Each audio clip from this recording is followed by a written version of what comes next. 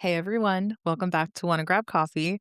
It's me, Natalie. Did you miss me? Because I missed you. Um, Listen, I have sat down, I actually recorded this episode once before, and I'm gonna be real honest with you. I am re-recording this episode because I was so tuned out mentally while I was recording. I didn't get to say everything I wanted to, and I really just felt like I need to take a break, so I'm gonna give myself a break.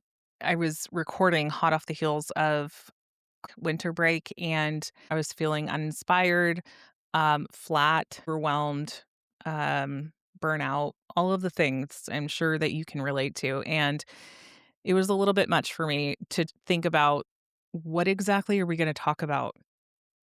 I just came off of break with all 3 kids at home. Actually, not sure if everybody knows this in the Wanna Grab Coffee community, but all 3 of my kids are born in October.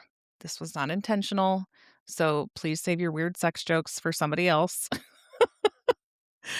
All 3 of my kids are born in October, so do you know what that means for us in the holidays? That means we are getting lots of gifts in October, lots of hoopla. Nobody wants to have joint parties anymore. We're 11, 9, and 4 now, so nobody's wanting to share birthdays. I totally get that. Listen, I'm a Christmas baby, so I understand not wanting to share with a holiday or with a sibling. So 3 separate birthdays. We get to October 30th, where the final birthday is complete, and then almost immediately jump right into Thanksgiving. We hosted Thanksgiving this year. Love doing that. We'll do it every year if we can. But it's a lot. Hosting is a lot, especially when you have family over. And then right after that, boom, right into Christmas. And, peek behind the scenes if you're content planning, you're thinking about Christmas months in advance. Now, I launched my podcast in October. You could say I birthed it in October, the same month that I birthed all my babies. This is also my baby. That's kinda weird. Anyway, um, launched my podcast in October, so it's been a couple months, and I haven't really been thinking ahead, but I did think, "You know what? I'm about to jump into Christmas season and all of the elf activities and quite literally all the other activities that are happening during Christmas, school dress-up days." We're looking at parties and gift exchanges and adult parties and cookie exchanges and white elephant exchanges and Christmas parties for work and all of those things that require time and attention and planning. So I thought, you know what? If we're going to do the elf thing, I'm going to do it and make it easier for everybody else. Hopefully, I can make just like a guide that will help everyone. And so I tried to do that. And guess what? I burned myself out. Burned all the way out. I burned myself out. I secretly I can't my kids are getting ready for bed. I really hope the elves don't come back next year. And children, if you're watching this someday, I love you very much. If you're listening to this someday, I love you very much, but the weight that the elves put on mothers every year is too much, especially if you like to be creative like me. And it's like, look, no shade to anyone who doesn't like to. Honestly, I wish we never invited the elves into our home. But here we are. The elves are here. So when you're putting that out on social media for people and you're trying to show them how to do it, that requires filming and editing. And so every night I was up till 9 or 10. Listen, I go to bed early, okay? Don't judge me over there. Um, I was up later than I usually am editing videos, and, my husband's taking a back seat and being ignored because I'm trying to get content out to my gals, that are counting on me, and it was just a lot. I don't mind doing that. Like, here's the thing. I love my life. I love this community. I love my kids. I love my husband. I love Christmas. It's just too much. It was too much this year. And then, we're looking at December. It was my birthday. My birthday is on the 16th. And, to no fault of anyone's, it's oftentimes either forgotten or really easy to just kind of push aside. Any holiday baby will tell you, like, oh, yeah, I'll just like celebrate later or I'll celebrate before or whatever. Listen, when you are 2 weeks before Christmas, everybody else already has plans. If you don't plan your birthday in September and let's save the date, everybody's going to have plans for during your birthday or just going to be in the holiday haze. And so this year I punted my birthday to January and I am so glad that I did. Um, so I'm going to try this year to celebrate at a different time and maybe that will be something I do in years to come. I've also considered in the past doing like a half birthday in June, but my husband was born in June, so I don't want to take the spotlight for him, but he hates birthdays anyways, so maybe I will. Um anyway, I think it's important to note something, and I know I mentioned I love my life. I want this life. I'm happy with my life. And I think that just sometimes I overcommit or my capacity is just really full. And so I definitely felt that this year. You're coming for our family, we're coming off of birthdays less, about a month before we have Christmas. And so we tend to get overwhelmed with things in our house. And I've worked really hard over the last couple years. Not actually, even not even the last couple years, last like at least 8 years, um, with my girls and family members to say, all right, listen, for birthday or Christmas, my girls are going to make a birthday list in October. Some of those gifts carry over to Christmas if they weren't something they received for their birthday. But we have been incorporating more and more activities, experiences, passes, like season passes to things, and I'm so glad we have. Um, and actually was talking to my husband this year and just kind of was like, "Dude, next year, like, I think I'm gonna rip the Band-Aid off now with my kids and just say please don't expect much next year from mommy and daddy as far as gifts go. We want to take you for a trip and an experience. And I've been seeing a lot of that circulating on social media, how people do that. And I'm sure you've seen where they're like, hey, what did you get for Christmas last year? And the kid's like, I don't know. And then they're like, where'd you go for vacation this summer? We went to Hawaii. We went on the slides and blah, blah, blah. Listen, we get it. Like memories are much more valuable in the mind of a child. You're not gonna remember all of your toys and every single thing you got for every Christmas. So, I think that is where we're going next year, um, along with more experience type gifts. So, for example, one year we live close to Disneyland, we asked for Disney passes or money towards Disney passes, and our girls saved up from their birthday and for Christmas, and, grandparents pitched in, everybody pitched in, and they were able to buy themselves Disney passes, and so we've just kind of rolled that over every year.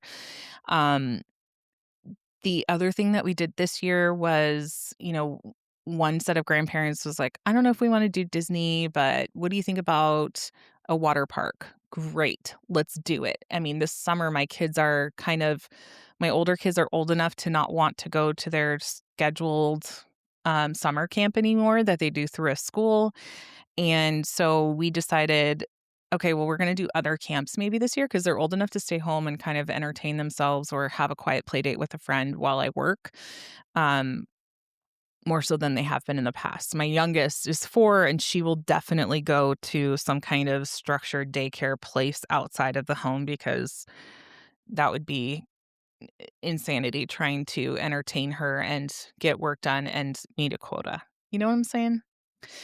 So this year, my girls will have the option of going to the water park. They'll have, I'm sure, friends who will want to play. We'll go to lots of sports camps and art camps and all of the things and just kind of mix it up this summer. We'll see how it goes. But anyway, that was a big one for us because they got passes for the girls, but they also got a pass for me and my husband so that we have parking and one of us can go with the kids. Perfect. Catch me outside with my laptop at the water park getting a tan, but also crushing my quota. Speaking of quota, something I didn't mention was I took a new job. Um, something I've talked a lot about in past episodes and with friends is my journey to downshifting, and then now have transitioned. I mean, that's been a while too. So let's take some context there and maybe zoom back a little bit. I had a couple of years where my downshifting was happening, I guess. I was taking active steps towards it. And some of it was forced with a riff, whatever. But downshifting, and then I had a full year of being totally downshifted in an entry level job. And it was wonderful and healing in a lot of ways. Um, I won't go into detail about, of course, what happened before, but what I will say is it was really, really good for me and my family, and I'm so thankful for that opportunity and the people that I worked with and leadership. And at about the year mark, which was October, I want to say, my my business mentor and dear friend came to me and said, "Hey, I'm starting at this new company. I'm their COO. I need you to come in and help me build some structure around this account management team. You've been in enterprise, you've built your own team, those types of things in the past. I need you to come in and help me with this." And listen, I've never worked with her directly. We've worked in the same company, but different channels. And so, of course, I jumped at that opportunity. And it was also paying me double what I was paid at my other job. So I literally couldn't pass it up. It was a wonderful opportunity, and it's going to unlock a lot of things for my family, especially financial goals. Um, so I took it. And so while all of this craziness is happening over the holidays, I am ramping in a new job and quite literally writing playbooks for a team that I am still learning the tech for, ins and outs of processes within the company. And honestly, I wouldn't trade it for anything. But there's a lot of stress that goes along with that. It's like that's just like a given, right? Anytime you start a new job, there's stress that goes along with that, whether it's from the workload that you're taking on or from anticipation. So for me, it was just a lot. This holiday season was a lot. Um, but it was good and it was full, and I asked for those things. I wanted these things. They just happened all at the same time. So I'm sure you've been there or in a similar situation before, but my capacity was maxed out. And I mean, I felt like a zombie for a couple weeks after Christmas came. The holidays can feel like a month-long adrenaline drip. It's like one thing after another, right? So, like, resetting the nervous system was really important for me. And since I've started my new job, I haven't had a chance to work out at the same time I used to. I could take my lunch break since I work East Coast hours. I could take my lunch break around 8:39 in the morning, considering I'm up at like 5:30 getting to my inbox, all of that. Um, Taking an early lunch break, working out, for 45 minutes and then grinding through the rest of my day. And I can't do that anymore because now I have a quota. And I have a lot of East Coast accounts, but I also have a lot of West Coast accounts that are up and ready to go at 8 or 8:30 and wanting to talk to someone before their practice opens. So I have to sacrifice that time now. But what that means for me is either I work out at 5:30 in the morning or I work out later in the afternoon. And there's times where I can involve my older kids, but then it becomes juggling my youngest and coordinating all of that and finding child care for her, or is my husband going to be home or not? And that's just a lot. And also this time after school with my kids, the reason I work East Coast hours is so I can have that time with them. So now I'm compromising an hour of my time with them face to face, right? And then there's three of them, so you divide that time by three. We've got basically from 3:15 in the afternoon to bedtime around 7:30, 8 o'clock. That's it. And there's homework and dinner, and you know the drill. So for me, that's really just not a sacrifice that I want to make, maybe every once in a while. And I love that my girls can see me working out and working hard and pushing my body and keeping myself healthy. But I am really struggling to get back on a workout plan. And those of you who are judging me now for not going to the 5:30 class, I don't want to. I hate going to the 5:30 class, not because I don't love my gym, but just because, like, look, I'm an early riser, but the older I've gotten and the more kids I've had, I just need a cup of coffee and some silence, um, just for 30 minutes before my kids wake up. And so 5:30 is not an option for me. Okay. Okay. Okay. So there's a lot of shifting, a lot of new beginnings, um, and a lot of just like coming out of the haze of the holidays. I was actually talking with Casey Calkins about this. She was on a couple episodes ago. We were talking about capacity, and we're both high performing, high intensity, high achieving women in corporate settings, but also just in life in general, right? We both are former athletes. Um, we're just capable of a lot. And I don't know if that sounds weird or rude. It's definitely not intended to be that way. It's not intended to be like we're better than everyone else. It's just I know that I have a high capacity. I can do a lot. I can achieve a lot. I enjoy doing that, right? Um and I was talking with her about it. We both have had some health scares in the last 5 years and things that have set us back, intentional downshifting or sidestepping where she left corporate, like we were talking about. And we just, in that mindset of like, I'm so used to high achieving, high capacity, go, go, go, go, go. And then you take a step back or down or to the side or do-si do, do the hokey pokey. You know what I mean? And your capacity in life looks different. So, you have kids and responsibilities, and all of a sudden, you can't stay until 6 or 7 anymore at work to get things done. You don't get to sit in the office and chit chat with people every day. You've got stuff to do, and you need to be efficient and get it done. Mothers are 100% the best employees to have on your team. They are the most efficient and attentive employees that you can have. I will die on that hill. I get so much done during my day now that I'm a mom because I have to. I have to get stuff done because my children wake up when my day starts. I am answering emails in my inbox and making calls in between making them breakfast, packing lunches, doing all the things. And once we get them out the door, you've got that time between when school starts to when school ends to get your work done. So we're not here to like chat around the water cooler.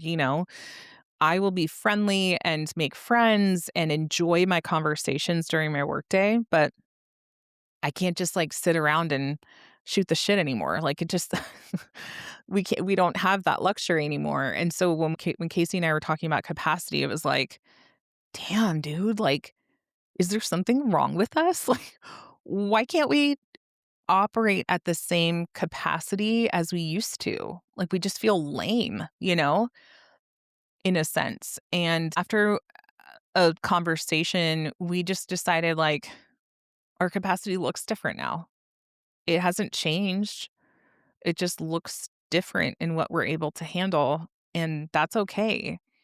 But I also think that a shift in capacity and, analyzing that or talking about through that with a friend, you're kind of like, hang on a second. I miss being in my 20s and being able to just do whatever the hell I wanted whenever I wanted. I miss the spontaneity of that. I miss being able to stay late at work and not having responsibilities after eating a late dinner, going to bed late and waking up late, you know? Um, there's a lot of things that I miss about who I was as a professional when I was younger. If we're talking specifically about work and also in our regular day-to-day lives. And it's okay to grieve that. If you're not watching, I'm holding in one hand the grief, and in the other hand, this beautiful life that you've chosen and you are living now. And the capacity is the same. It just looks different, and it's okay to hold both grief and joy at the same time. Um, so I don't know if you've found yourself in that position or you're there now and just kind of like, "Dude, what happened?" The holiday season ran us over and so did motherhood in general. So something else I have been thinking about, with this holiday, um, fatigue, whiplash, whatever, is just the invisible labor that mothers take on during this time. And so what I mean by that is coordinating parties, planning um gifts for everyone, carrying out the purchasing of that. Elf elf on the shelf. Do I need to say more?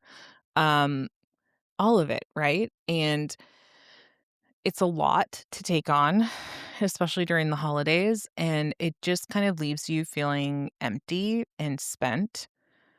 And so as I was thinking back on that, my husband and I have had a lot of conversations around mental load and um, holiday responsibilities as our years have gone on in marriage, but then also as we've had children, we've had some really difficult conversations, and I don't like them. They're very uncomfortable, and I still choose to have them because I love him and I love our life and I love our children, and I want it to be the best possible that we're able to provide for ourselves and for them. Some difficult conversations we've had in the past regarding holidays.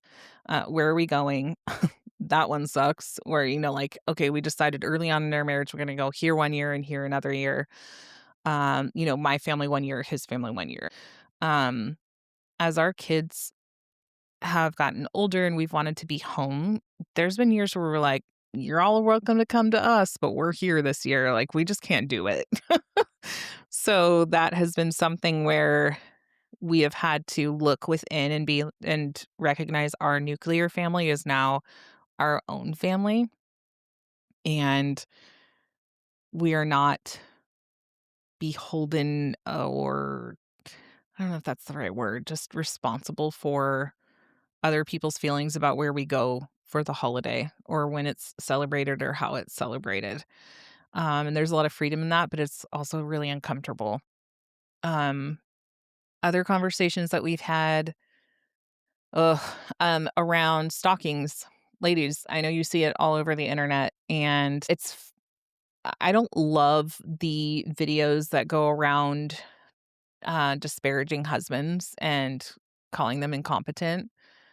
Um, I think it actually really does a disservice to us as women, because we are not allowing them to be a part of our life that we're creating, to make mistakes, to try new things, and to rise to the occasion. Um, so I don't love that, but some of the stalking videos that you've seen about like, "Hey, you should fill your wife's stocking, and if you don't, like, here's a list of what you need to put in there, or send this reel to your husband if he doesn't fill your stocking," or whatever. Anyway, for context, I grew up in a home where we celebrated things big. We did big birthdays, and Christmas was always an event, and all of those things. I love to celebrate. My husband did not grow up in a big celebration family, quite the opposite, actually. It was just very small, intimate, whatever. And there's good in both of those. However, like, we tend to err closer to my side of how we think we should celebrate. So in that, over, the years, we have decided with all the adults in our family, we're just gonna get gifts for the kids. It's more fun that way anyways. So guess what? That leaves us with stockings. My husband and I exchange stockings, and that's it. So my coming from a family that celebrated big, and me just really enjoying, man, this feels weird to say out loud, but enjoying receiving presents, I really enjoy it. There's nothing wrong with that. Everybody has a different love language. Mine is I love to get gifts because I feel like that is, when someone is able to pick out a gift for me that I truly enjoy, I feel like they understand me and they know me well, and that feels good, to me. So, I had a conversation when our kids were young with my husband about our stockings, and it sucked. It sucked so much. You know why? Because in I think women in general are made to feel like we shouldn't speak up for what we want. That's something different we're doing as parents is just to say what you want and what you need. And the answer might be no, but at least you've said it and you've made your voice known, right? So the conversation has gone like this in the past. Hey, it would really mean a lot to me if you would fill my stocking. And if you need some ideas for what to get, I would be happy to give you some like ideas of things that I'm really hoping for or, that I might need. But it would mean a lot to me if you did that. And then I put preferences on it, right? Hey, I don't love it when you buy me utensils for the kitchen. Like that feels like a house expense, not like a, hey, I love you. I see you. Here's some utensils. You know what I mean? Like spatulas and stuff. That happened 1 year in my stocking. Never has happened again because I had the conversation. And it sucks to have that conversation. But guess what? It's gotten better and better every year. And if you haven't had that conversation with your husband, I would encourage you to have that conversation. You can have it now. Girl, it's January.